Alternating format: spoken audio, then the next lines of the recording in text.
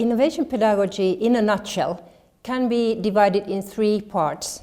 So we have the methods and tools for innovations, we have the processes for innovations, and we have the innovative competencies that the students have when they graduate.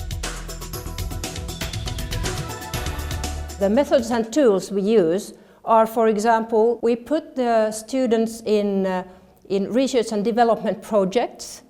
We try to support entrepreneurship and internationalization. We try to put them in active learning. So we are not teaching, but we put the students in active learning situations. And in this way, they are in the processes that the innovative competencies develop, and in the future they are able to be in the working life in innovative processes in different kind of working life purposes. It all started very sporadically. So there were enthusiastic teachers who wanted to try out something different, and they were sort of different kind of cases to experiment different methods and tools.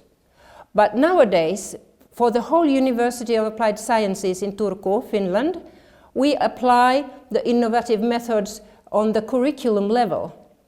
So we are implementing the innovation pedagogy curriculum for all the programs.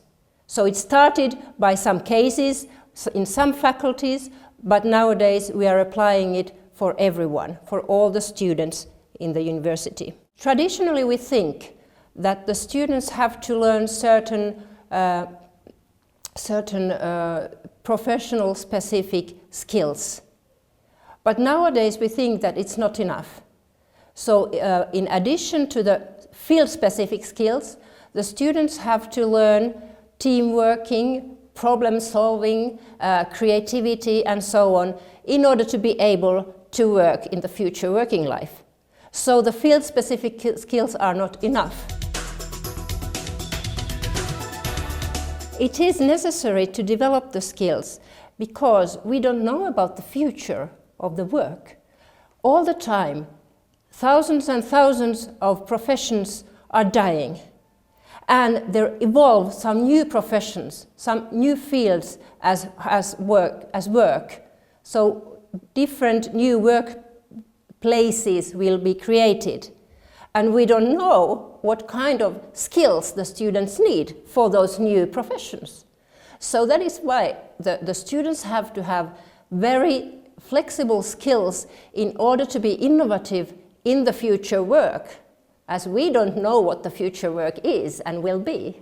And that is important. It is very important because the society around us is changing. The society needs that the students will be different with different competencies when they graduate from the school. For example, the society will be heavily digitalized. The globalization is one of the very remarkable movement or the change in the society. People live longer. For example, how we don't get retired very early. That changes the world. The globalization, we are all connected. That is one of the reasons. We have the massive data processing. We can process data very effectively and very quickly around the world. We are all the time connected with all the world and all the people. The world around us is changing so radically that we have to change. We cannot teach the same way anymore as we are used to. Teacher education is very important. Because if we don't educate the teachers, how would they be able to educate the students? So in order to be able to educate the students, the teachers have to have a new mindset. We have to understand that the society around us is changing and the skills that will be needed in the future are different. We cannot teach anymore in the way that we were taught. That's the traditional way of teaching. I was taught in a traditional way, but I cannot teach in the same way my students. And that is a big change, that is a big mental change for the teachers to do it differently.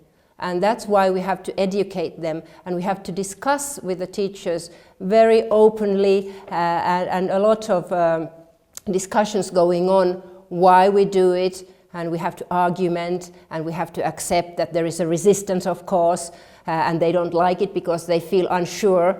But by discussing and explaining why we are doing this, and there is a reason, they will step by step agree that this must be done. One of the changes in the society is the globalization.